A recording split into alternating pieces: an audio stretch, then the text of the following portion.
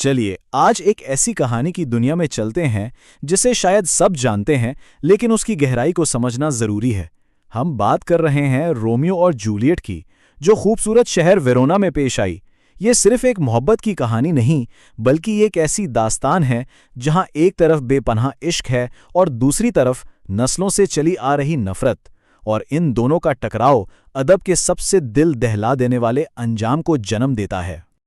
और इस पूरी कहानी की बुनियाद क्या है? एक पुरानी, बहुत पुरानी दुश्मनी। मतलब ऐसी दुश्मनी जिसकी वजह शायद अब किसी को याद भी ना हो। ये है वेरोना के दो सबसे बड़े खानदानों के बीच। एक तरफ है मॉन्टेग्यूज और दूसरी तरफ कैपुलेट्स। तो पहला हिस्सा, वेरोना की पुरतशद्दुद दुश्मनी। देखते हैं कि इस शहर में हो क्या रहा था जब हमारी कहानी शुरू हुई। कहानी शुरू होती है एक आम से दिन वेरोना की गलियों में, जहां इन दोनों खानदानों के नौकरों में छोटी सी बात पर झगड़ा शुरू हो जाता है। लेकिन ये छोटा सा झगड़ा देखते ही देखते एक आग की तरह फैल जाता है। पूरे शहर में हंगामा बरपा हो जाता है।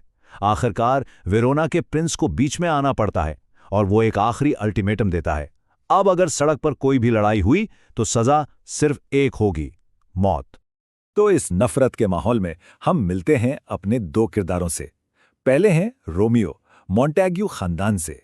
बेचारा रोज़ेलिन नामी एक लड़की से बेइंतहा मोहब्बत करता है, लेकिन वो उसे घास भी नहीं डालती। तो रोमियो ज्यादातर वक्त उदासी रहता है।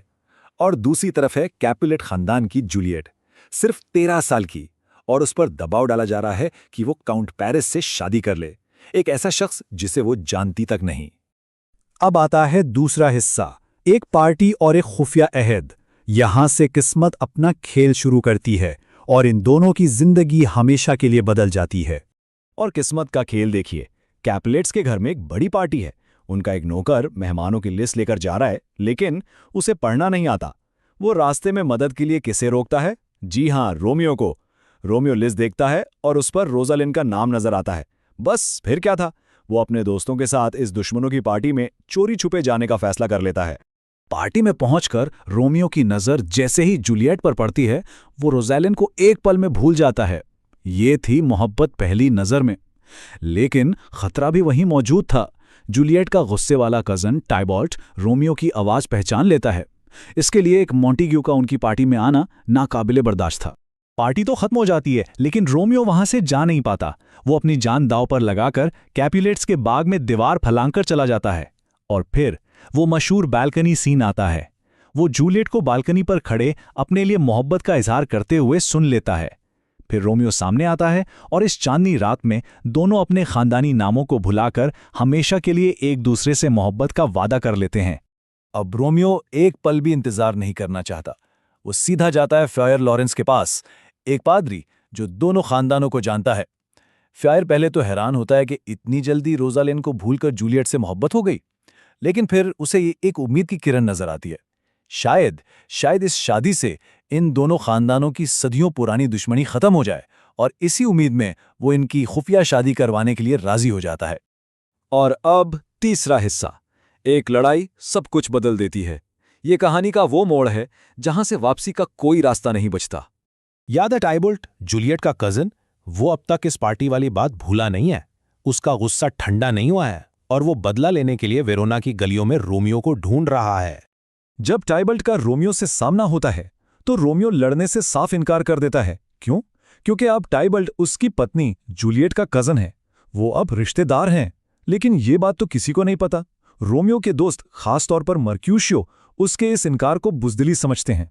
रोमियो की इस बुज़दिली को देखकर उसका जिगरी दोस्त मर्क्यूशियो, जो न मॉन्टेग्यू है न कैपुलेट, अपनी तलवार निकाल लेता है। वो कहता है, अगर तुम नहीं लड़ोगे तो मैं लड़ूंगा। रोमियो इस लड़ाई को रोकने के लिए इन दोनों के बीच में आ जाता है, लेकिन इस कोशिश में एक भयानक गलती हो जाती है। टाइबल्ट रोमियो के बाजू के नीचे से वार करता है और उसकी तलवार सीधा मर्क्यूशियो को जा लगती है। अपने सबसे अच्छे दोस्त को अपनी आंखों के सामने मरते देखकर रोमियो का दिमाग काम करना बंद कर देता है। वो जूलियट से किए वादे, अपनी शादी, सब कुछ भूल जाता है। गुस्से और गम में अंधा होकर वो टाइबल्ट का पीछा करता है और उसे कत्ल कर देता है। प्रिंस वहां पहुंचता है। वैसे तो सजा मौत थी, लेकिन क्योंकि टाइबल्ट ने पहले मर्क्यूशियो को मारा था, प्रिंस रोमियो की सजा कम कर देता है। उसे वेरोना से हमेशा के लिए निकाल दिया जाता है, जलावतन कर दिया जाता है। मतलब रोमियो और जूलियट जिनकी शादी को अभी एक दिन भी नहीं हुआ, हमेशा के लिए जुदा हो जाते हैं। चौथा हिस्सा, एक मायूसकुन खतरनाक मंसूबा। अब यहां से चीजें बहुत तेजी से बिगड़ना शुरू हो जाती हैं और ऐसे फैसले लिए जाते हैं जिनमें खतरा ही खतरा है। एक तरफ जूलियट अपने कजन टाइबाल की मौत और अपने शौहर रोमियो की जिलावतनी का सोग मना रही है, दूसरी तरफ उसके वालिद उसके गम को समझने के बजाय एक अजीब फैसला करते हैं। वो सोचते हैं कि जूलियट की शादी काउंट पेरिस से कर दी जाए तो वो खुश हो जाएगी, और शादी की तारीख रखते हैं आज से सिर्फ 3 दिन बाद। जब जूलियट इनकार करती है तो उसे घर से निकालने की धमकी दी जाती है। अब जूलियट बिल्कुल अकेली रह जाती है। इस मायूसी में जूलियट मदद के लिए भागकर फ्रायर लॉरेंस के पास जाती है और फ्रायर एक बहुत ही रिस्की प्लान बनाता है। वो जूलियट को एक पोशन देता है, एक दवा, जिसे पीने के बाद वो 42 घंटों के लिए ऐसी लगेगी जैसे मर गई हो। सब समझेंगे वो मर गई है और उसे खानदानी मकबरे में दफना देंगे। इस बीच फ्रायर रोमियो को सब कुछ बता देगा और जब जूलियट जागेगी, रोमियो वहां उसे लेने के लिए मौजूद होगा। जूलियट घर जाकर प्लान के मुताबिक शादी के लिए हां कर देती है। उसके वालिद उसकी इस फर्माबरदारी से इतने खुश होते हैं कि वो शादी को एक दिन और पहले कर देते हैं, और यहीं से प्लान में पहली गड़बड़ शुरू हो जाती है। अब सब कुछ एक दिन पहले होगा, जिससे फ्रियार का पूरा टाइम टेबल बिगड़ जाता है। एक इतना नाजुक प्लान, इसमें भला क्या गलत हो सकता था? देखा जाए तो सब कुछ। और अब आखिरी हिस्सा, मकबरे में आलमिया। यहां आकर उम्मीद के सारे धागे टूट जाते हैं। अब एक के बाद एक बदकिस्मती दरवाजे पर दस्तक देती है। फ्रियार का जो खत रोमियो तक प्लान पहुंचाने वाला था, वो ताउन की वजह से कभी पहुंच ही नहीं पाता। उसके बजाय रोमियो तक ये गलत खबर पहुंचती है कि जूलियट सच में मर चुकी है। ये सुनकर रोमियो टूट जाता है। वो जहर खरीदता है, वेरोना वापस आता है, मकबरे पर गमजदा पेरिस को लड़ाई में मार देता है और जूलियट के बेजान जिस्म के पास जहर पीकर अपनी जान ले लेता है।